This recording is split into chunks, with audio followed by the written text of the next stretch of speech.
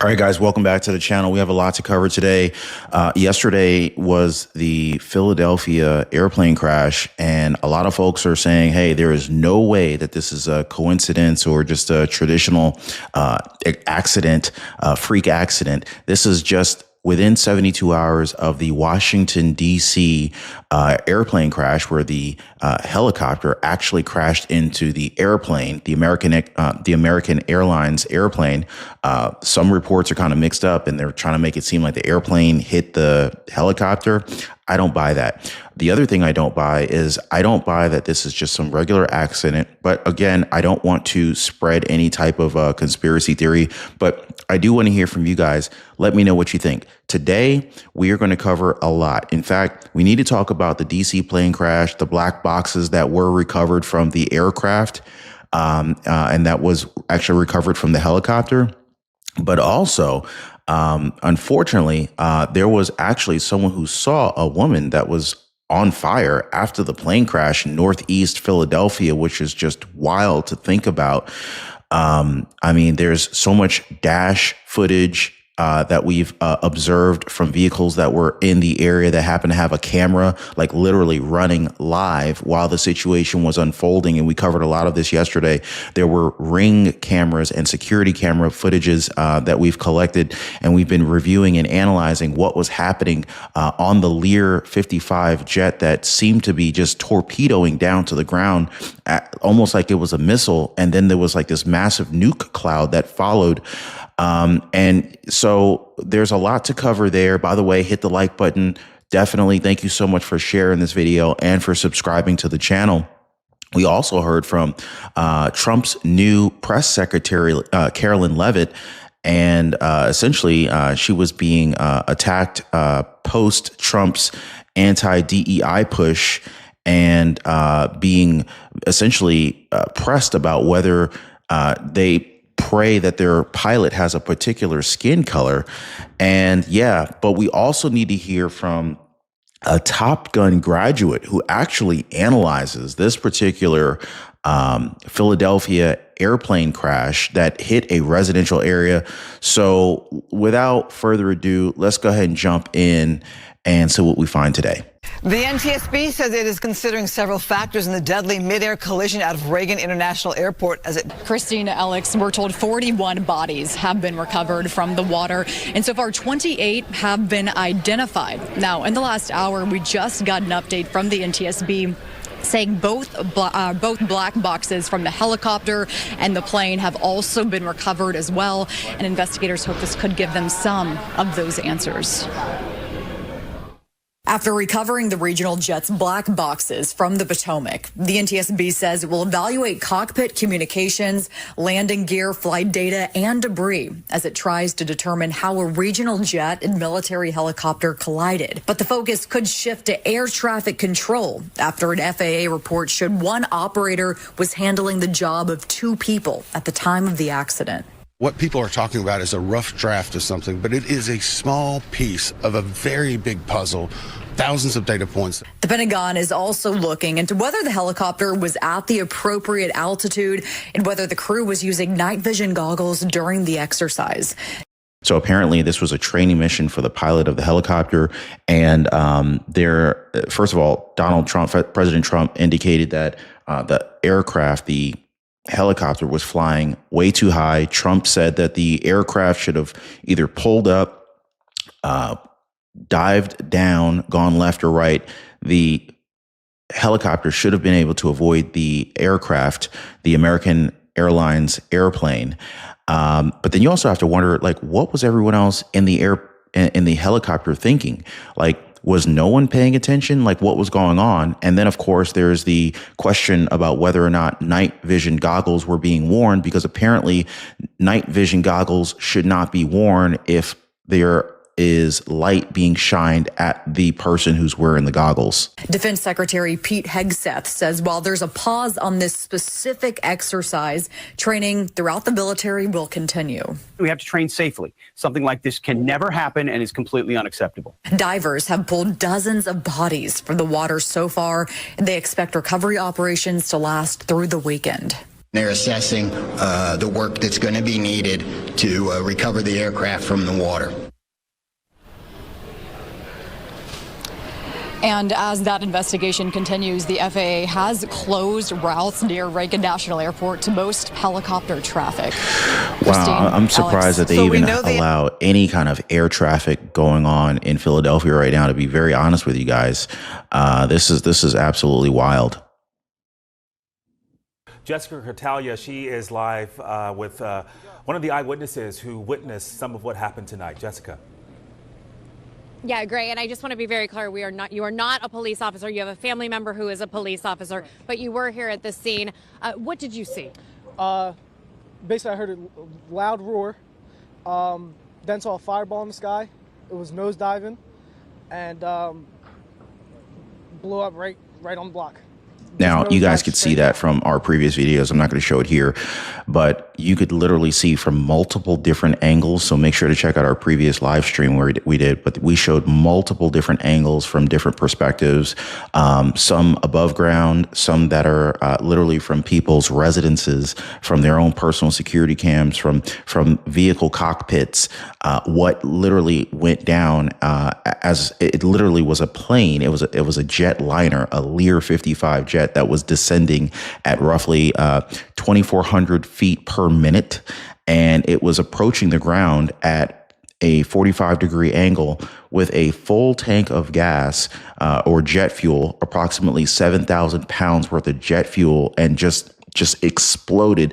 And shockingly enough, there have been reports indicating that oxygen tanks were found pretty far from the scene that were actually from the Lear jet. Now, I don't even understand how the oxygen tank survived, especially with that amount of heat. You would think that would have exploded and added to the explosion as well. But that's the reports that we're hearing. And what did it hit? It just hit the concrete, and that's when things caught on fire.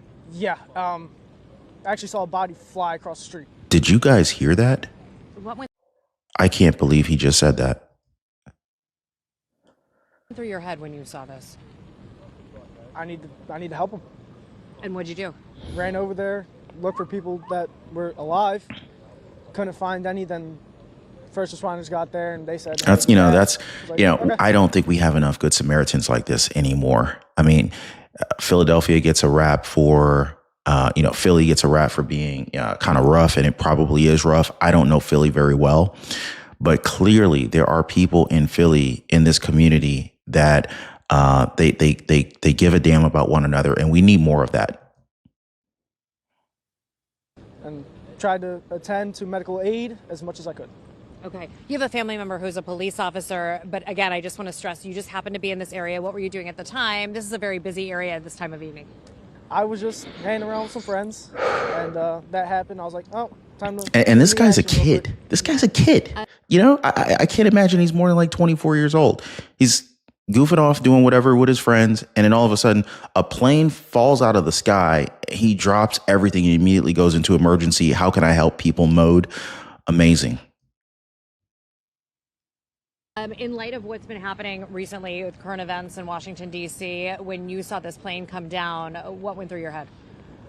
At first, I was like, oh, no, it's a terrorism attack. But once I saw it on fire in the sky, it was...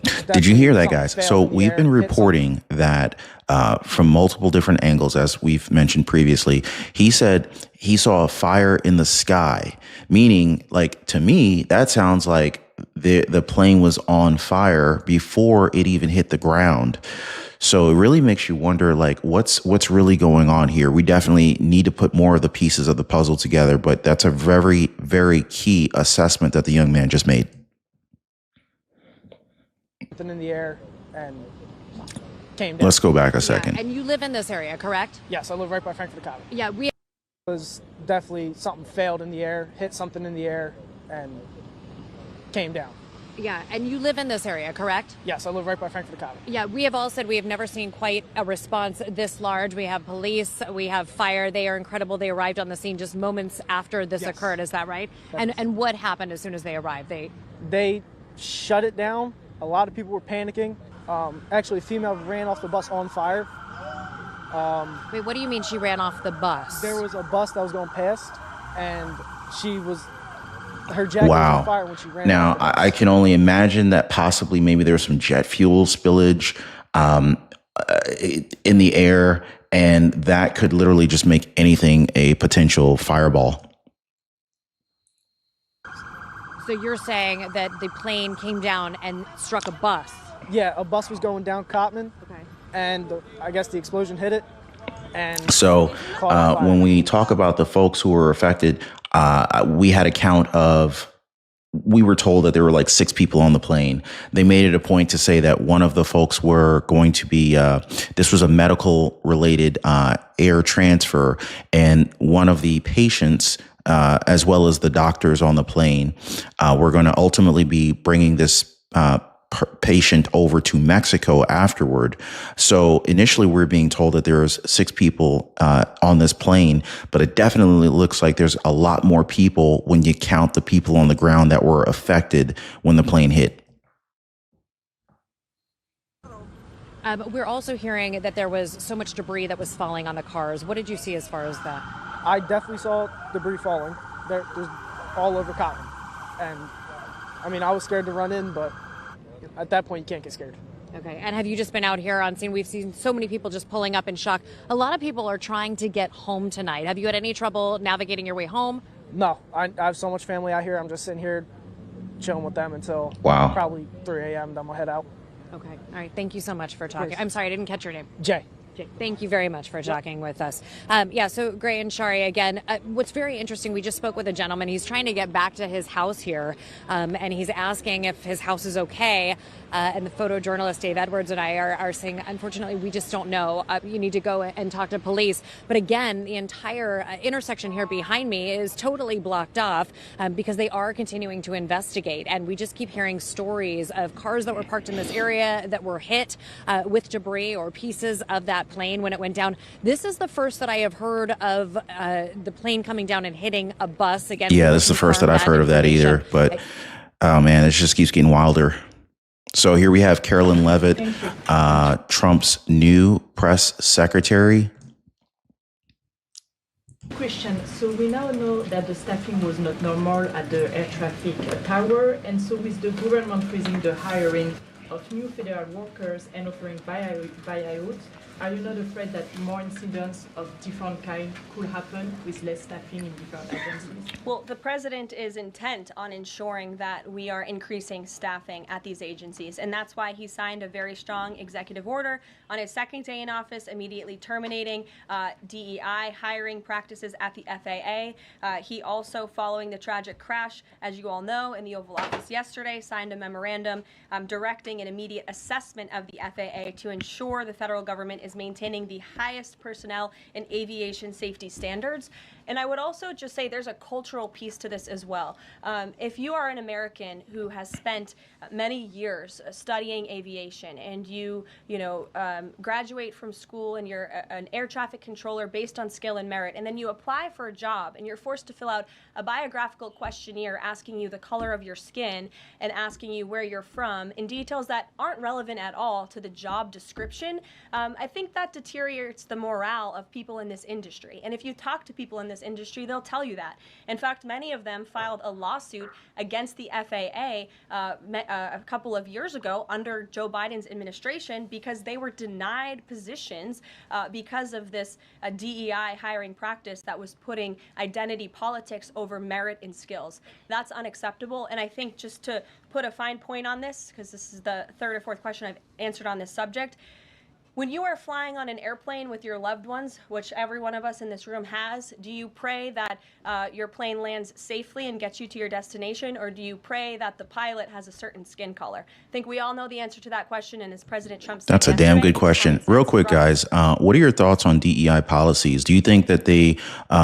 do more harm than good, or do you think that DEI policies should remain in place because they provide opportunities to those who ordinarily would not be able to get those opportunities that they happen to be qualified for? Let me know in the comments, guys. By the way, those of you guys jumping in on the live, appreciate you guys hitting the like button. Thank you so much for sharing this video. We're back with a Fox News alert. Cars. Now, as you can see here, guys, we have a gentleman coming out of his home. This is likely a probably a Ring camera or something like that. As you can see here, I don't know if you could see my mouse on the screen. This is not a comet. This is actually the Lear jet that's coming down. Now, what's rather interesting is how bright it is. Now, it's a black and white photo, so it's kind of hard to determine what color that light that's emitting from the Learjet 55 is. But some folks were saying that this jet was on fire before it even hit the ground. I don't know if these are headlights or some other type of lighting paraphernalia, or if the jet is actually a fireball before it hits the ground. But just take a watch here. In Northeast Philadelphia, after a medical plane carrying. And did you notice, really quick, guys, did you notice how the trajectory of the plane changed? It went from more of a 45-degree angle, then all of a sudden now it's going straight down. Straight down. So that's either, to me, and I don't work for the FAA. I don't know. I'm not a pilot or anything. I'm not a Top Gun pilot or anything like that. But that, after many years of flying flight simulators at home, that either looks like a catastrophic failure or an intentional plane crash. A medical plane carrying 6 people crashed. Air traffic control audio captured the chilling moments after the plane went down. Approach to runway 24, what's going on down there? Position 755, we have a lost aircraft. We're not exactly sure what happened, so we're trying to figure it out. For now, the field is going to be closed, so no inbounds or outbounds probably. Yeah, here to discuss is Top Gun Navy graduate Matthew Wiz Buckley. Matthew, thank you for joining us. You hear that audio. When it first came out, it was reported this was the moments before. Now we understand it makes more sense. It's the moments after. Walk us through what you hear there. Well, obviously, Tower realized they lost the aircraft. There's previous audio of the control tower clearing them to contact Philadelphia departure, and they don't. So, and either the captain or the first officer of the medevac flight acknowledged that frequency change. So, sounded like everything was fine in the cockpit up until a couple, maybe 30, 40 seconds after that. Yeah, we're being told that this entire scenario took place in less than a minute. And as you can see, guys, these are residences right on the other side of this explosion. Philadelphia, ladies and gentlemen. I mean, I can't ignore the fact that, again, this is within 72 hours of the Washington, D.C. Airplane crash, the American Airlines and helicopter crash that took place mid-air. It has an eerie 9/11 vibe to it to me. I don't know about you. But this is something I wanted to ask you about because of your experience with very fast jets. When you look at the video and to the naked eye, to the average person, it looks like a missile coming to the ground at full speed. I know it's a lot to put in perspective, but when you see those videos and you see them all together, what do you see? Do you see a plane that could be at full throttle? Are there mechanical failures that you're reminded of? We showed a graphic at the beginning of the show that shows the steep angle in which it was going up, and now it's going down. Give us any insight you have there, and I know we're speculating. Absolutely, we're speculating, but in nearly 4 decades of flying and flying fighters, that jet was simply not flying. That was a missile. That was a rocket. Clearly, something catastrophic happened either with the airframe or the engines to cause that. The last radar hits that I believe I saw where it was going down at close to 11,000 feet per minute and close to about 280 knots. So clearly something catastrophic. And looking at the videos, it's on fire. There are flames leaving the aircraft. That tells me there's something catastrophic. Let me share with you something I was thinking about is as an F-18 Hornet pilot and as a civilian pilot, we own our own fighter jet for the No Fallen Heroes Foundation. Before I took off in the Hornet or my personal jet, you go to full power at the hold short or on the runway. Yeah. Why? Because the engines are at the most, power at takeoff. So if anything's going to happen with a motor, it's going to happen in the first couple seconds of flight. Business jets, airliners, they don't go to the hold short and run the motors up to full power. They don't get on the runway and run the motors up to full power. Yeah. So Something to think about there. No, absolutely. I've seen that happen. So the NTSB investigators, they're preparing to examine the newly recovered black box from the Black Hawk helicopter involved in the D.C. crash just a few days ago. President Trump says the military helicopters, he thinks, were flying too high. I want to play a clip real quick of newly minted Defense Secretary Pete Hegseth on this. The black box from the Black Hawk. When we do, we'll get a sense of internal communications. That might tell us exactly who was piloting that Black Hawk. You had a captain in training, you had a chief warrant officer 2 as an instructor, and then you also had a staff sergeant in that Black Hawk as well. Who was talking, who was on the comms, who was piloting, and then what, if any, confusion was there at the end, right? We're looking at altitude, and the president was clear about that. Someone was at the wrong altitude. Yeah, we're not here to point fingers. I don't think that President Trump or Pete Hegseth are as well. But when we look at how closely military operations were happening to civilian air traffic, how common is that? Is that very common? Is it unique to D.C.? I'd love some insight on that. Well, hitting another aircraft is never common. Around the D.C. area with all the military and civilian aircraft, it looks like controlled chaos, and it is. As long as it's controlled. If somebody doesn't do their job. Now, I don't know if this Top Gun graduate is pointing the finger. I don't think he is. I really don't. But it does make you wonder, where was the error? And I'm not trying to point the finger either. I'm trying to understand. And just like I think you guys are, we're trying to understand what really happened. How did this happen? Like, can we eliminate this being a terrorist problem, right? Is this an air traffic controller problem? Is this a military training exercise that was just gone wrong, maybe took place too closely to civilian aircrafts? Did the American Airlines pilot error? Did the American Airlines jet come in too soon? Like, where was the fault here?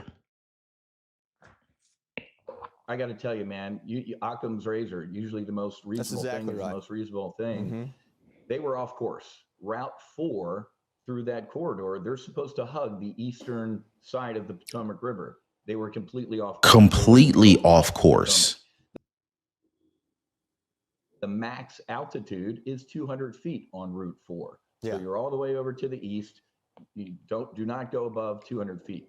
But when they said, hey, traffic in sight, the wrong traffic, they might have said, hey, there's nobody around us. Maybe we can deviate a little bit for whatever reason. So there's 2 strikes right there. Off course, off altitude.